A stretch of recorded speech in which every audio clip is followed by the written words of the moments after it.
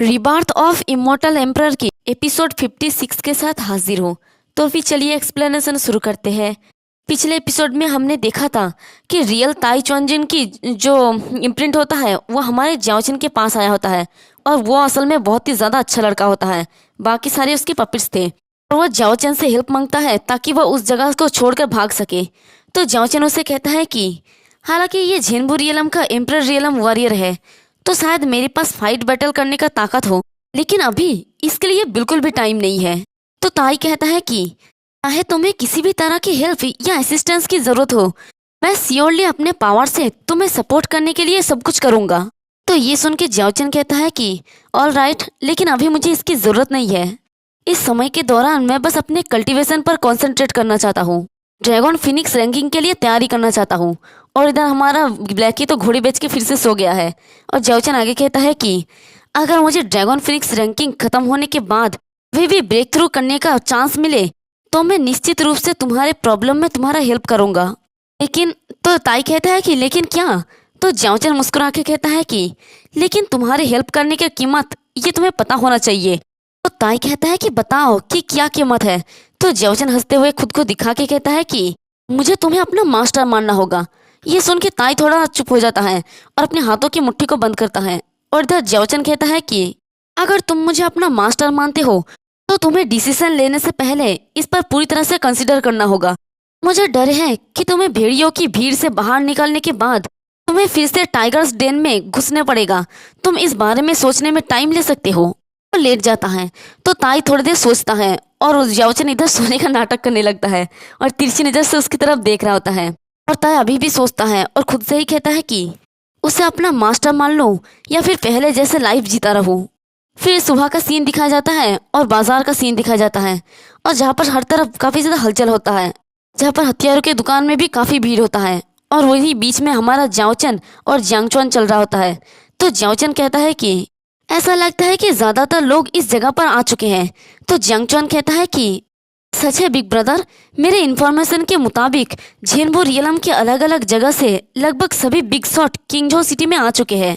तो ये सुन के जाओचिन उसे कहता है कि तो फिर तुम अभी भी यहाँ क्यों हो और सीरियसली प्रैक्टिस करने के बजाय मुझे फॉलो करने पर क्यों जोर दे रहे हो। तो जियांगचुआन कहता है कि अभी फिर से प्रैक्टिस करने का तो मेरा कोई भी इरादा नहीं है। मुझे लगता है कि इस बार मेरे लिए ब्रेक थ्रू करना इम्पॉसिबल है। और वो बहुत ही उदासी के साथ कहता है कि जब तक कि मैं अर्थ लेवल की ट्रेजर के एक्स्ट्रा ऑर्डिनरी मटेरियल से ना टकरा जाऊं, हालांकि ये इम्पॉसिबल है। तभी पता नहीं उसके दिमाग में क्या आता है, उसकी आंखें चमकने लगता है और कहता है कि रुको रुको। तो जियांगचुआन उसे इस तरह से देखकर कहता है कि अब क्या हुआ।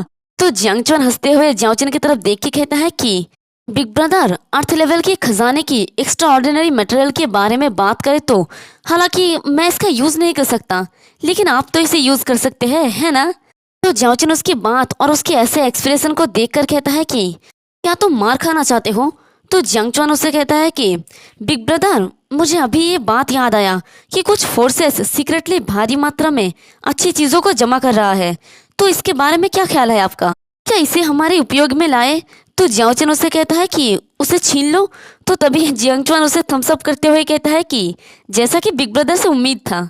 तो जियांगचुआन उसे कहता है कि हमेशा इस तरह की गंदी चीजों से दूर रहो, ऐसा नहीं है कि हम डाकू हैं। तो जियांगचुआन उसे कहता है कि बिग ब्रदर, पहले मेरी बात तो खत्म करने दो। आप झाओ फैमिली को डेफिनेटली जानते हैं, वो हमेशा सभी तरह की जुर्म करते हैं।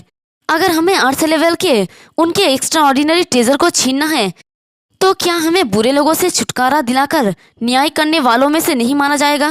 तो जियांगचुआन उसे कहता है कि ये तुम्हारा भ्रम है बस। ये सुन के बेचारा जियांगचुआन का तो मुंह ही उतर जाता है। लेकिन तभी जियांगचुआन उसे कहता है कि हालांकि मुझे ये कहना होगा कि ये एक अच्छा आइडिया है। और वो मुस्कुराते हुए अपने मन में कहता है कि झाओ फैमिली, हालांकि वो मेरे स्ट्राइक के लिए एक अच्छा टारगेट है। मेरा स्ट्रेंथ ऑलरेडी काफी स्ट्रांग है। मेरा कल्टीवेशन बेस भी एक निश्चित सीमा तक मजबूत हो गया है।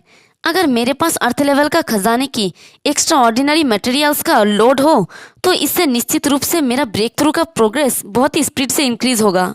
और जाओचिन की बात सुन के तो जियांगचुआन का चेहरा ही खिल जाता है और खुश होकर कहता है कि बिग ब्रदर, इस मामले को आप मुझ पर छोड़ दे। मटेरियल्स का हैंडलेट सेपरेटली झाओ फैमिली द्वारा की जाता है, इसलिए मैं उनके डील्स का टाइम और लोकेशन को पता लगाने की कोशिश करूंगा और उस टाइम और वो इविल की तरह एकदम हंसने लगता है। तो जियाओ चैन उससे कहता है कि ठीक है, तो फिर मैं इस मामले को तुम पर छोड़ता हूँ। तो ये सुन के तो जियांग चौन काफी ज्यादा खुश हो जाता है और कहता है कि ठीक है, फिर मैं अब यहाँ से चलता हूँ। और वो नाचते हुए वहां से चला जाता है। तो जियाओ चैन उसे देखकर कहता है कि ये बच्चा तो पागल है। फिर जियाओ चैन भी आगे की तरफ बढ़ने लगता है और रास्ते में एक शॉप दिखता है। तो शॉप की चीजों को देखकर जियाओ चैन सोचता है कि ऐसा लगता है कि यहाँ कुछ अच्छी चीजें हैं। और उस शॉपकीपर कहता है कि सभी लोग 2 कदम आगे बढ़े, आप निश्चित रूप से मेरे दुनिया की खोज करेंगे। तभी जियाओ चैन को वहां पर देखकर कहता है कि क्या आप वेपन ढूंढ रहे हैं यंग वॉरियर। तो जियाओ चैन वहां पर एक आर्मर को देखकर कहता है कि इस गाउंटलेट का प्राइस कितना है। तो ये सुन के वो शॉपकीपर कहता है कि ये गाउंटलेट तो कचरे के अलावा और कुछ भी नहीं है, इसका कीमत ज्यादा नहीं है, बस 10 गोल्ड कॉइन। ये सुन के जियाओ चैन मुस्कुराते हुए कहता है कि क्या कचरे का टुकड़ा भी गोल्ड में बेचते हैं। तो ये सुन के शॉपकीपर हंसते हुए कहता है कि असल में ये आर्मर इतना भी बुरा नहीं है, इसमें 8th लेवल का ट्रेजर का क्वालिटी भी है, लेकिन क्योंकि ये डैमेज हो गया था इसलिए अब ये ज़्यादा कीमत नहीं है। लेकिन इस आर्मर के लिए यूज़ किया गया मटेरियल्स अभी भी वैल्यूएबल है। तो जियाओ चैन कहता है कि ठीक है, तो फिर इसे मुझे दे दे। ये सुन के शॉपकीपर काफ़ी ज़्यादा खुश हो जाता है और कहता है कि वेरी गुड वेरी गुड। और जियाओ चैन उस आर्मर को हाथ में लेकर देखते हुए अपने मन में कहता है कि इस आर्मर का क्वालिटी लगभग 3rd ग्रेड का 8th लेवल रहा होगा। हालांकि ये टूट गया है, लेकिन इसको रिपेयर करना ज़्यादा मुश्किल बात नहीं है। मेरे पास अभी भी वो वेपन नहीं है जो पास्ट में मेरे पास था। हालांकि कम से कम ये वेपन मेरे पास होने से मुझे किसी ना किसी तरह से लाभ होगा ही। तभी देखते हैं कि रास्ते में एक बीस्ट को लेकर एक यंग मास्टर आ रहा होता है और वो सबको चिल्ला चिल्ला के कहता है कि सब लोग साइड हट जाओ, मेरे रास्ते से हट जाओ। और वो एक लायन जैसे बीस्ट के ऊपर आ रहा होता है और सब लोग उसे देखकर डर के मारे साइड हटा होता है। वहीं पर सामने हमारा जियाओ चैन भी खड़ा होता है और वो उसकी बातों पे ध्यान नहीं देता। तो वो लड़का चिल्ला के कहता है कि जल्दी से मेरे रास्ते से हटो, वरना मैं तुम्हें कुचल कर मार डालूंगा।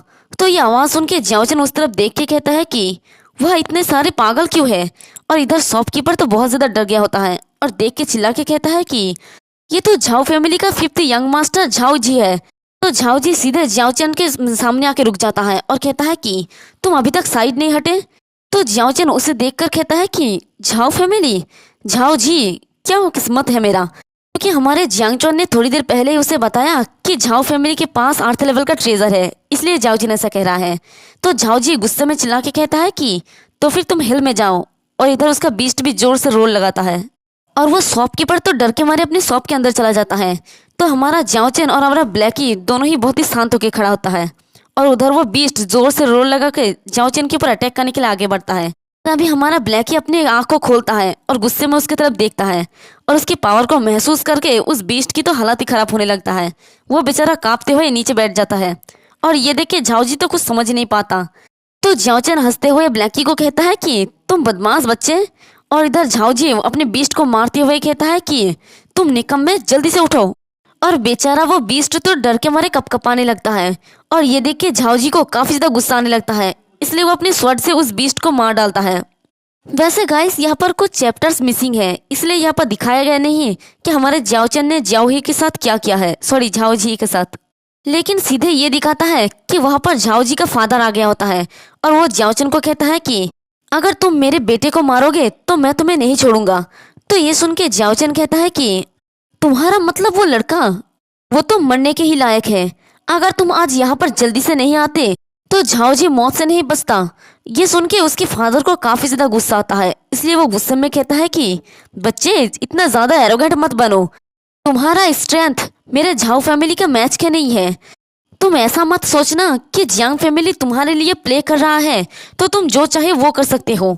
ये सुन के जियाओ चैन हंसते हुए कहता है कि आई एम सॉरी, लेकिन मैं जो भी चाहूँ वो कर सकता हूँ।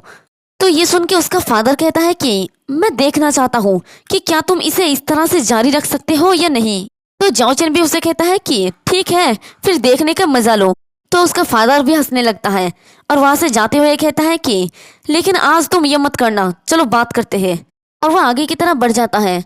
तो जियाओ चैन उसे देखकर मुस्कुराते हुए कहता है कि ये झाओ काफी स्ट्रांग मैन है और उसका कुछ विचार है। और वह अपने आसपास शॉपकीपर को ढूंढने लगता है। तभी उसे शॉपकीपर नजर आता है जो बेचारा डर के मारे छुपा होता है। तो जाओचन उसे गोल्ड देते हुए कहता है कि मैं इस आर्मर को ले रहा हूँ, ये रहा गोल्ड और इसे कलेक्ट कर लो। फिर जाओचन वो आर्मर ले लेता है।